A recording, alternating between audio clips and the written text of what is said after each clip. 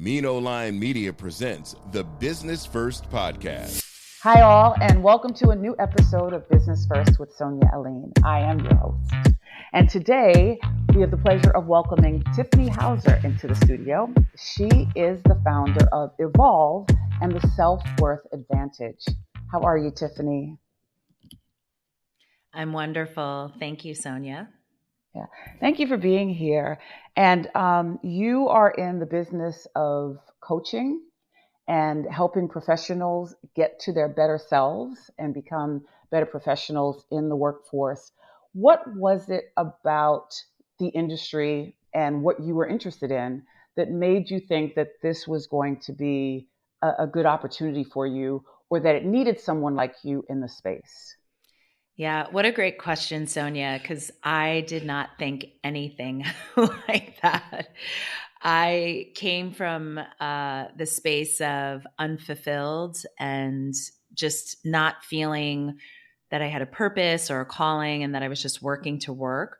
And so at the time, I was a SoulCycle instructor, and a lot of people would come up to me after class asking me, how they can eat better, sleep better, what tips that I have for them. And so I thought, I could tell them, or I could go get certified in something or learn something to really support them. And that's when I became a certified health coach. Gosh, now I think it's been 8 years, 8 years. Wow. And it was interesting because all of my clients, except for the first two, and maybe because I didn't hone my skills in that deeply in the beginning, all of my clients, no matter what we were working on, whether it was health, nutrition, sleep, energy, all roads kept leading back to their professional journey. Their career, their job was the source of why they weren't eating the way they wanted to, why they weren't sleeping well, why they had anxiety or stress. And so that's how I got into this space, by just following what people were looking for rather than trying to force my way into something, and just really listening to what it was that was truly getting in the way of what people really wanted to experience in their life. And then from there, it just had a nice little snowball effect. Right. What do you think your talent is innately before you were trained that even allowed people to want to gravitate to you and ask these questions and ask all of the questions, right? The questions that were health related, but again, came back to their professional challenges. Yeah, I think it was my relatability. So I would also include stories about myself. So if you felt you were experiencing something or struggling with something, if it was applicable to me, I would let you know that you weren't alone, and that, we're all battling or struggling with something, and that also there's nothing wrong or bad with the struggle, or not having what we want exactly quite yet. And then I have a knack of making it joyful, no matter how deep it is that we're going. And in some cases, fun. Yeah, we can have fun even though we're talking about some serious things. And also that's a technique. I didn't even know it was a technique of, we'll just call it dissociation, of ways to talk about or unpack or process what you're going through without actually taking yourself through your own experience. So I would say it was the rapport and being relatable, and also finding joy and sometimes even finding fun in our time together. Right. So your company is called Evolve, and you yourself did that in the business. So as you were working on this executive coaching business, what was it, or at what point did you feel, I'm going to evolve into a different level of the business? Yeah. Wow. It goes back to my clients again. The people that I was coaching one-on-one, they were starting to receive extraordinary results in their life, in their business, in their company, extraordinary results with their relationships they had with their team and with their colleagues. And so they started bringing me into their company to either work directly with their team or to facilitate or design some sort of a workshop or retreat or offsite. And that's how it gravitated. I always say I never wrote a business plan for Evolve. It just literally evolved from me coaching one-on-one and them wanting to bring me in to further support their vision. And so the two important, I don't know if I should call them anchors, but the two of the important pieces of your business are change and self-worth. Yeah. And I think a lot of businesses talk about the importance of change, and you'll hear a lot of coaches and leaders talk about the importance of change. But why does that continually to be a challenge for your clients or for the people that you come across? What is it about change that is so difficult for people to grasp? Yeah, that's such, for me, I would say it is because it's new. You're entering a new territory. And for me personally, I coach senior leaders and founders of hypergrowth companies. So they're not the solo entrepreneur, have a few people on their team. They have many people on their team.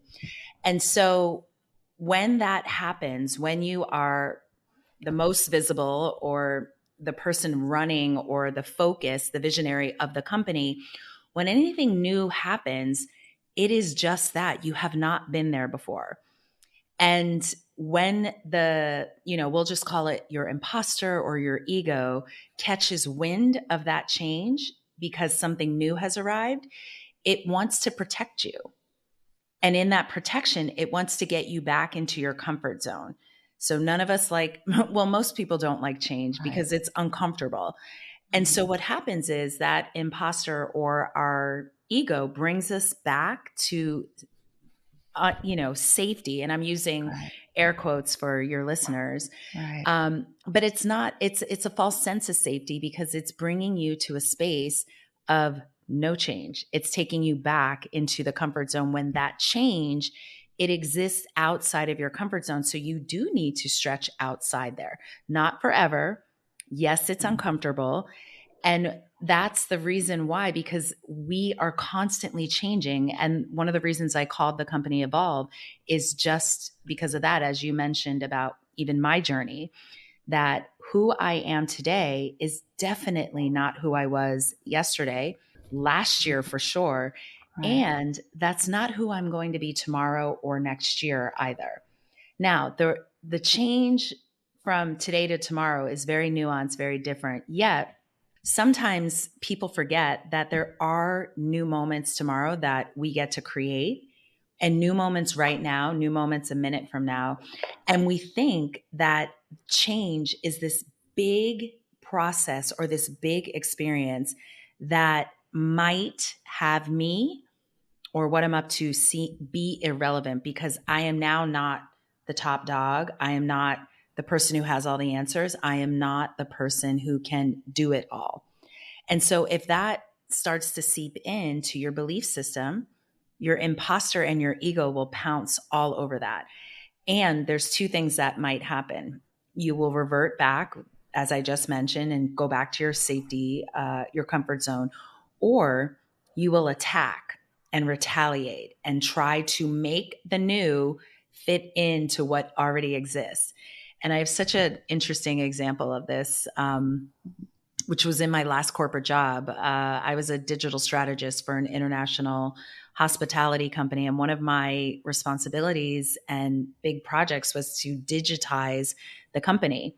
So take us off of like printing out spreadsheets and, all the lists of, people who came into the restaurants and hotels. And I mean, there were 33 properties and they were still printing things. And so when I was introducing digital platforms for us to upload our data and to have it stored and then to start communicating more efficiently with our clientele, there were certain people in the company who resisted it. And because they resisted it and they were there longer than me, they slowed the whole process down because they were the ones who needed to actually use it, implement it, and roll out the digitization. I was just the one who brought it in, worked with the engineers and the developers to create it, yet it was their role as operators to actually use the product. And so there was nothing wrong or bad with them resisting the change. They just chose to try to make it comfortable for them first. So Sonia, they kept printing things out and putting them in folders and filing cabinets. And so it just took a little bit longer. Right. So you've answered two things in that question for me. One of which is I understand why it's important for you to go in and talk to teams, right? And not just talk to just the leader, because they do have to get buy-in from everybody, right? Everybody on the team's got to change for you to be able to effectively move through any of these processes. But the other thing that I found interesting is that your the pieces that you work with are change and self-worth. And so in that explanation, I can see why self-worth is connected to change. But I'd like you to explain that a little further for the audience and for me, the importance of self-worth in your coaching. Yeah. And so again, what tends to happen when something new or change or even crisis? So sometimes people don't understand when there's a challenge or a crisis happening, like layoffs are coming, or we need to expand this product or roll it out and make the new version, like Apple, I don't know, what's the iPhone at 15 or 16? Mm-hmm. That's change. And so that can feel like a crisis to our belief system.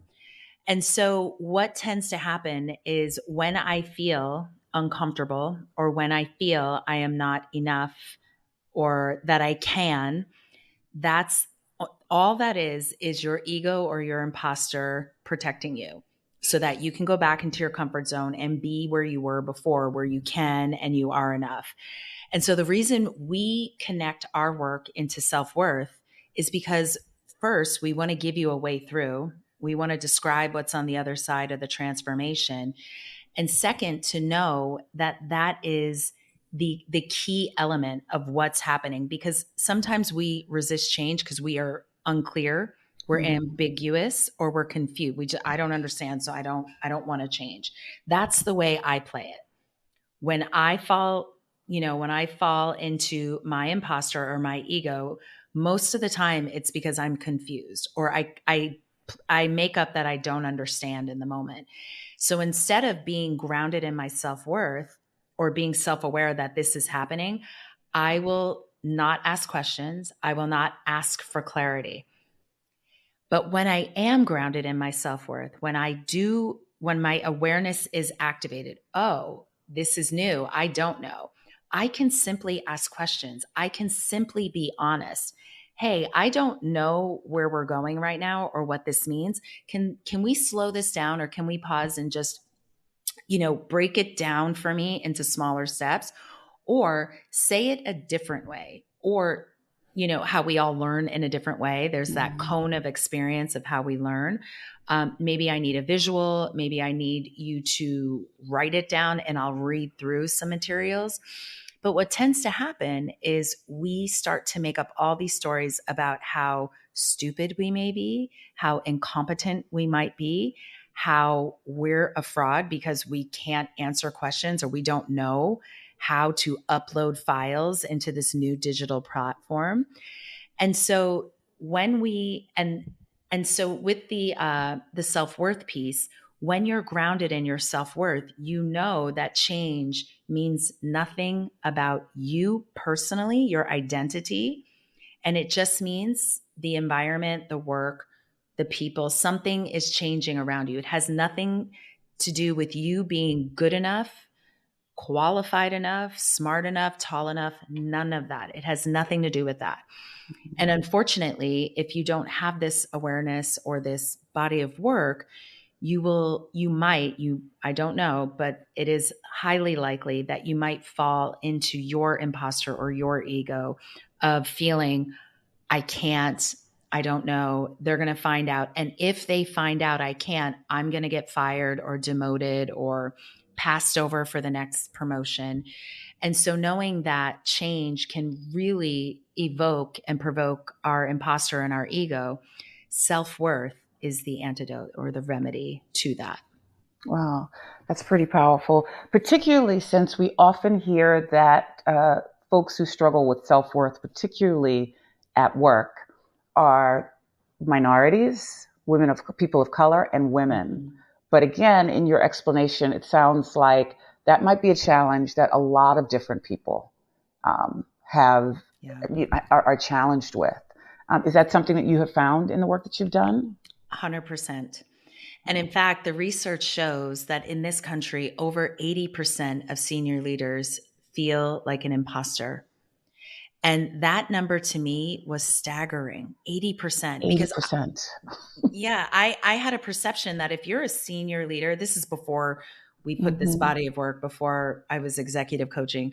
I just always thought if you were a senior leader in a Fortune company, or you founded your company and now you're in your series A or series B, you got it all figured out. You're on top of the world. And through all of the coaching that I've done, being behind the scenes, being their confidant, I would say 95% of them have told me how alone they feel and how much how much of the pressure they feel as well, because they think they needed to have all the right answers until they're introduced to this body of work, where they didn't understand how honesty and vulnerability are strengths. They are gifts to the world and the environment that we're in. And especially, there's two types of this imposter that come out that are either evoked and provoked from us. And one is the common imposter, which is the I'm not good enough, I'm not smart enough, or you're afraid to be yourself in a moment. So when the stakes are high or you're feeling uncomfortable, you choose to be somebody else. You choose to conform or say yes or do what it takes to fit in, or you don't say anything because you don't want to rock the boat. And then the second kind is that toxic imposter, which instead of you beating yourself up, instead of you internalizing the not enough, you take it out or project it out onto your team or your colleagues. Wow. And when you said, it affects minorities, and yes, it affects us a lot. And so some of the things that people have said about us and our attitude or the way we act, to me, I take a glance or like a scan, if you will, and I start to notice, how is that person compromising their self-worth? Because sometimes the way we act or what we do is just a projection of what we're feeling.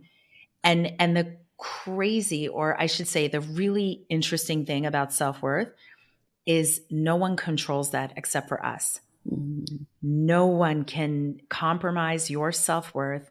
No one can, mess with it or control it. It is only you that can compromise your self-worth. So even if someone is being disrespectful, Mm-hmm. or the culture or the organization isn't inclusive or equitable, none of that can affect your self-worth, because that has nothing to do with how worthy and valuable you are. And you always get to know that, how worthy and valuable you are. That doesn't mean how much you're paid in a check. That doesn't mean your title or Right. being invited to certain meetings or, presenting or being the lead on a project. It has nothing to do with that. And that's where we get into the sticky situation of really sabotaging ourselves when we think other people are doing things to us. And sure, Mm-hmm. they might be being disrespectful, they might be treating us poorly, and that doesn't mean we get to compromise our self-worth.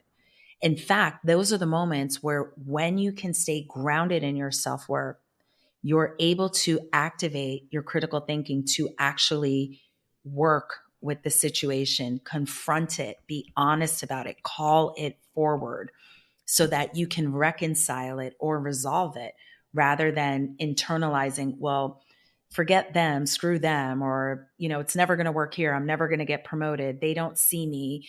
Right. That's all you taking away from you. So there's an opportunity, of course, for the organization to step up their game, of course. Yet that's a whole different space. The organization gets to do that. And we get to be a Right. part of that by staying grounded in our self-worth and really expressing ourselves authentically without the emotion. So really tapping into our emotional intelligence, we get to be emotional, yet we don't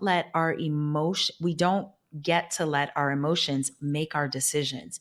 We get to be angry.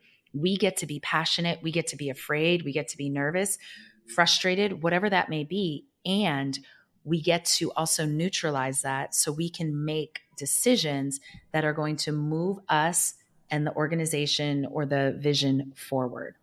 Yeah. What are the breakthroughs like when you get clients to realize what that is and what the innate power that they have and that they get to make the choice, right? Yeah. So what are those breakthrough likes when you get them?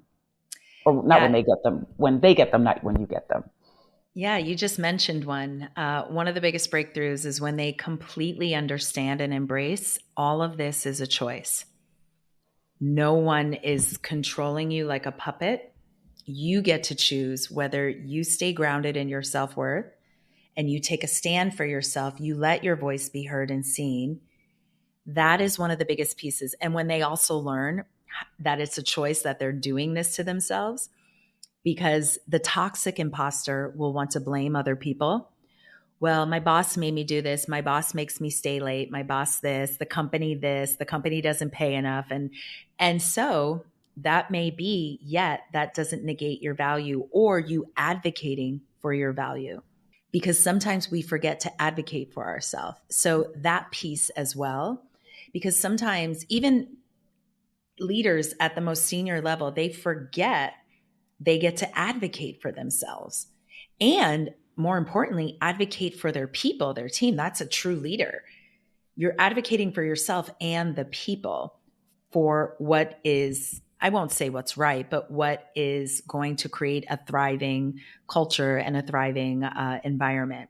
What happens when the toxic imposter, I think I know what you're going to say, but when the toxic imposter is in a really toxic environment, when it really is that bad? Yeah.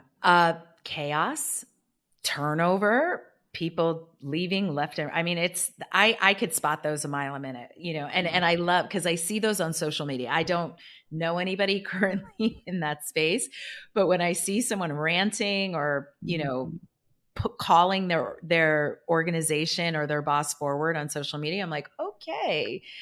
And so I have had clients who the person they report to, whether it's a C-level or a board member, and for my founders, some of their investors who are compromising their self-worth. Yeah. And then they are being demanding or overworking. And talk about a breakthrough. One of the breakthroughs is having that knowing that this is happening to almost all of us. So also a breakthrough is developing the compassion to also understand, wow, this person most likely is not a jerk. They're probably not trying to grind us, and that they're probably compromising their self-worth in some sort of way that has them showing up in a toxic way that is generating all these chaotic or destructive results here on our team or throughout the organization. Because that one, we saw a lot of that in 2020 with change, right? That we didn't know if we were going back, and we all needed to figure out Zoom or some version of it. So there were multiple things happening to us that were new, and there was a lot of turnover in 2020. And not because your team or your organization was leaning out, but it was also the way people were being treated. And not only being treated, but being treated in a time of mental duress. There were so many ambiguities and unknowns during that time. And then if your leader or your team or your organization, the culture was toxic as well, a lot of people saw clearly and decided to leave. Right. Goodbye. I don't need this. I am valuable. I'm worthy. I know I can be a contribution and will be a contribution somewhere else. All right. What would you suggest to, or the advice you would give to small businesses in terms of evolving their own business? A lot of times small businesses can get stuck in, this is what I created, this is what I understand the market to be, and this is, what I'm delivering. And so the same way you were able to evolve your business and to grow it and to change certain things about it, what would you recommend for any small business and for those things in their business, how to grow, how to evolve it, how to make those changes in it? Yeah. That one's easy, Sonia, because I go through that every once in a while. And the best thing that works for me and for my clients that I coach is knowing what your vision is. And first, do you have a vision? What is your vision? And really the vision is, what is this all for? What has me doing what I'm doing? What has me creating what I'm creating? And really, when we make it bigger than ourselves, and I think that's a trap that a lot of entrepreneurs and corporate folks fall into. They get too caught up in the me, different than self-worth. But when we're looking at the results only for ourselves, and talk about another cone. I just talked about this yesterday. I'm showing a V shape, like a cone or a funnel. At the bottom is when you only focus on you, and down there it's very tight. Hardly anything can get through down there. And so when you know your vision and you're connected to it, and when your vision is bigger than you, so for us, our vision is to create leaders at every level in an organization, leaders who are empathetic, compassionate, responsible, inclusive, and authentic at every level. So it's not about us. It's not about being the best executive coaches on earth. It's about what we can create out there in the world and give to other people through our services. And when you're able to actually operate off of your vision, that vision or the mission, you can handle the pivots and the twists and the turns and the change because you remember your why, your purpose, the reason you're doing this in the first place. And really, the first step up from you is typically your family or your partner.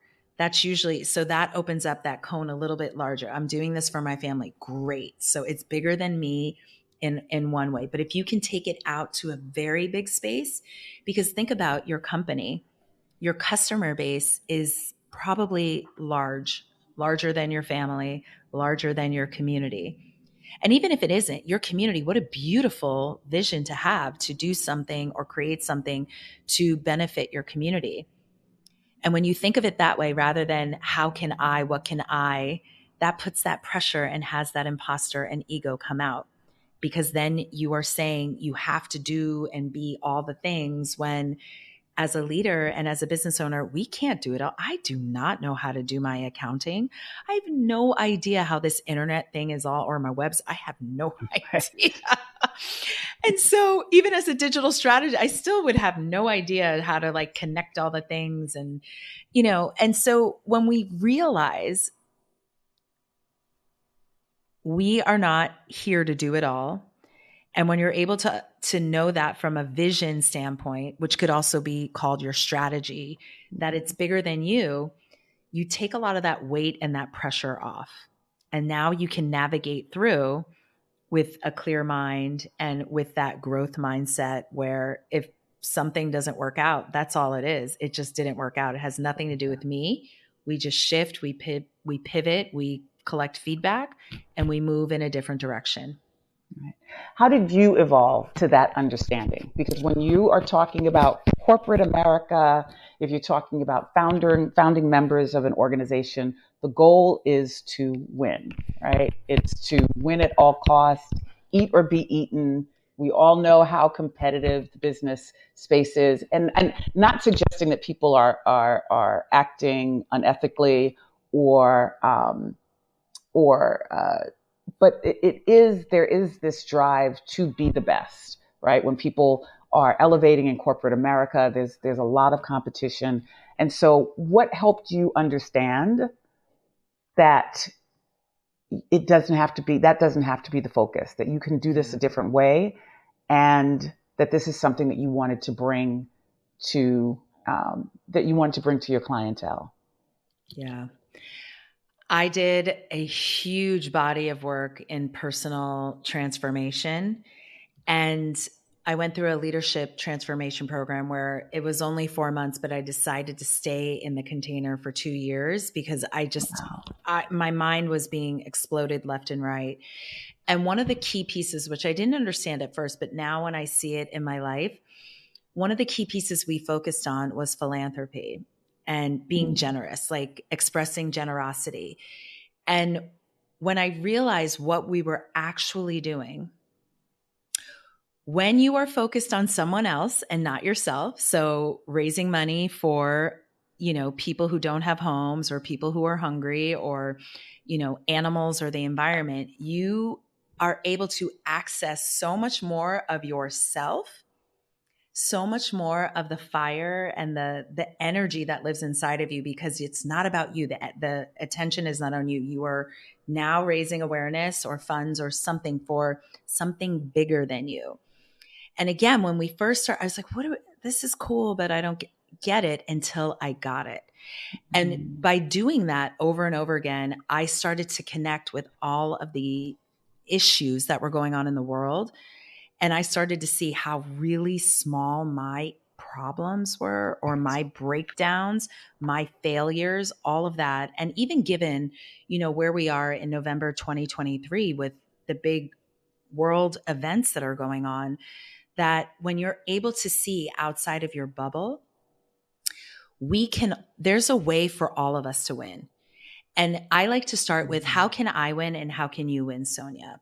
So even when we're having a conversation, I get to win or generate the result I want, but I also get to create the space for you to win and you to generate the result that you want as well. We work together on that. And maybe that's not explicit, like, hey, Sonia, how can we win together? Right. But it's making sure that I'm leaving space for you to talk and speak. And I'm asking you questions so that you feel included, you matter, and you're getting what you need, even if you may not have the wherewithal or the confidence or security to create it for yourself. Which again is what I learned through this body of work. And to me, it's been one of the most incredible things I've ever done. And I'm so grateful for it. And I continue to go back every year because if I don't practice this, it does kind of dull itself. So we always say we're going back to sharpen our saw or sharpen our tools up in our toolbox, because the world can get really intense where you do just want to focus on yourself. And I'm an introvert. I know people tend to not believe me, but I'm an introvert. So I do require some me time and self-care time and filling up my cup. However, when I do focus and really can consider all of us here, and I'm a softie. I consider the animals, the environment. I like really deeply connected with all these things, but I haven't let go of me in that equation. I am part of all of this as well.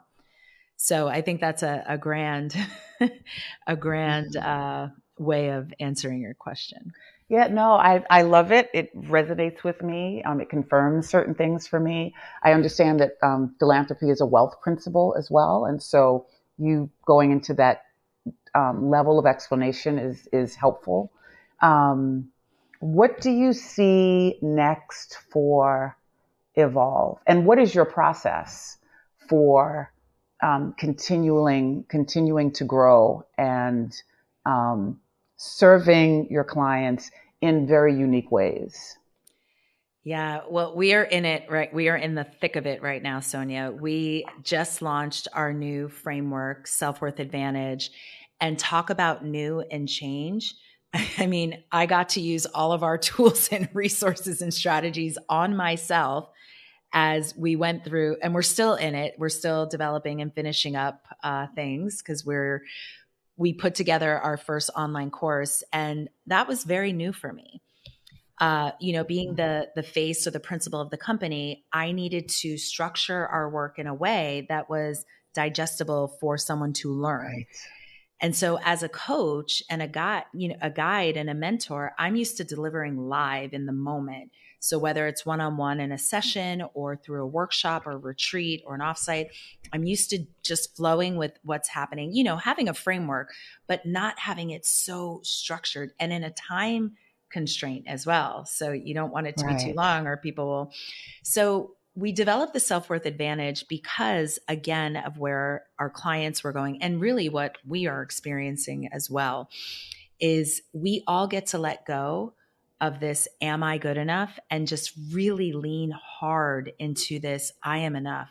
I am worthy. I am valuable. Because one of the things I've noticed for those of us who are underrepresented is we forget that part, or we let it come out in a toxic way. And so really honing this in as to what it means to be, to be grounded in your self-worth, and not to have it confused with being arrogant or, because we did a lot of testing and research around this. And also it doesn't mean this whole woo woo thing that, you're meditating in kumbaya about your spirituality. It's not that either. And so the work evolved into, it is not just coaching with one of us one-on-one or having us deliver a corporate workshop or a speaking engagement or anything like that.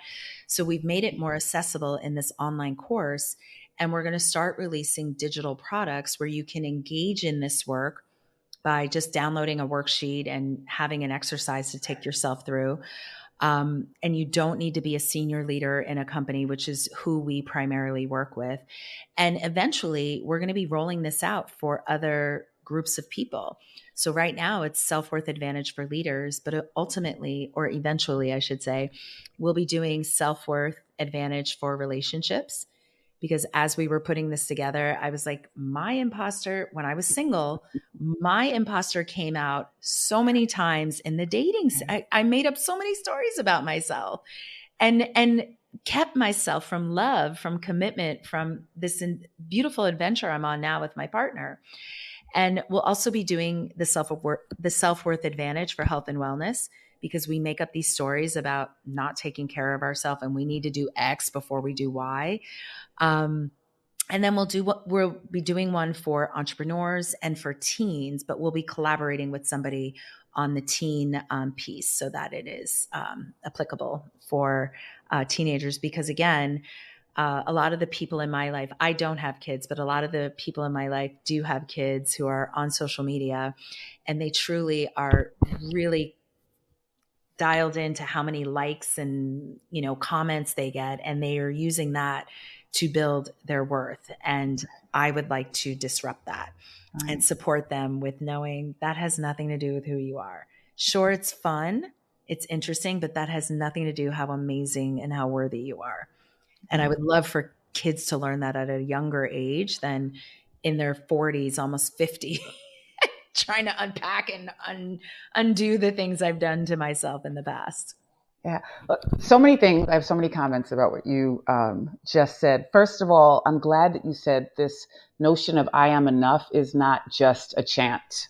It does require work. It does require insight. And I would be interested in your course because it is a challenge with a number of different people. I had a conversation with a friend just last night where she was saying, I thought my issues were just connected to my love relationships. And I'm realizing that they are connected to my friendships. They are connected to my work relationships. And so there are these threads, right, that follow us all through our lives. And sometimes we just think that it's in one area, right? But because we really haven't fully investigated or become aware of all of the other areas of our lives. Because a lot of times, particularly I think with work, we just go through the process. We think it's supposed to be difficult. We think the work environment's supposed to be toxic. It's, we just kind of go through mindlessly. When will your course be available? And as you said, what excited me too is that it's not just for senior leaders. It will be, although you'll be developing other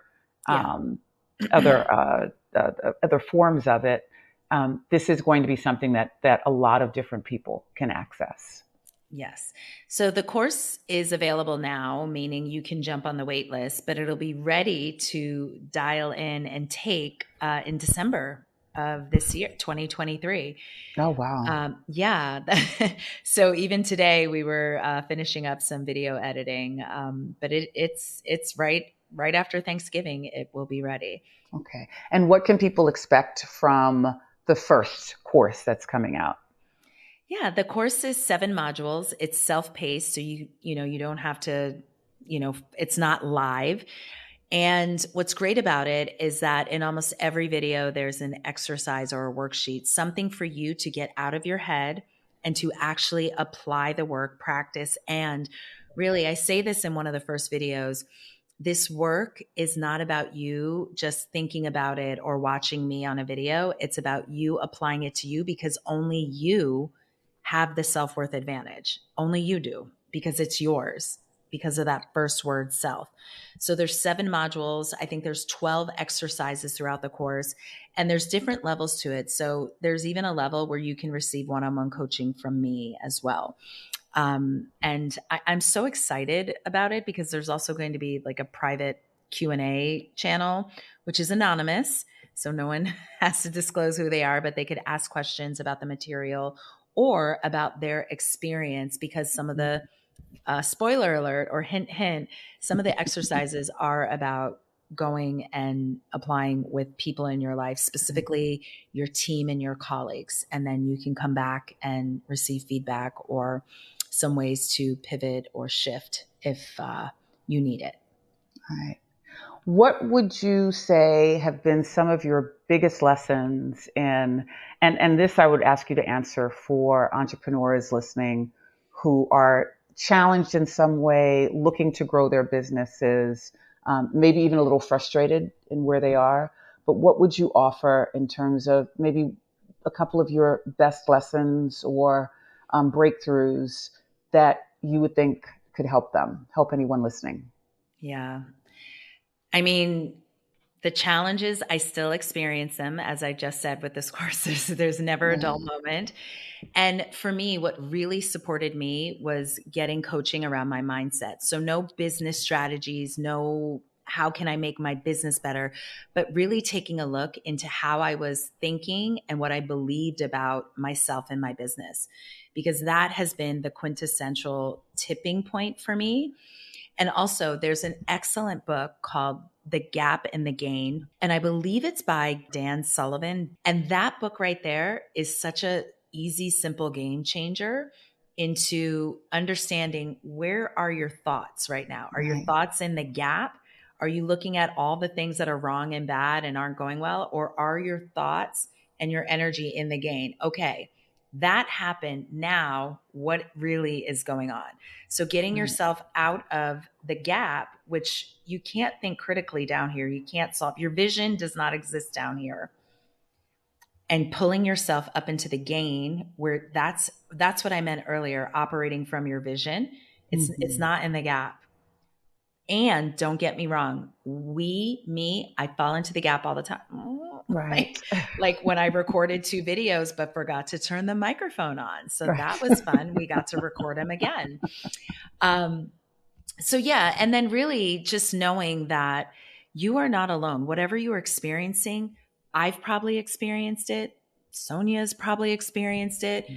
The entrepreneur that's in your networking group has definitely experienced it.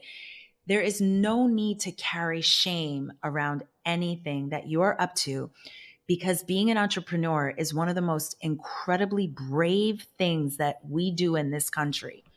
This country started with entrepreneurs, not the most savory entrepreneurs, but even after or during the pandemic, birthed a lot of entrepreneurs, because a lot of people saw, I don't need this.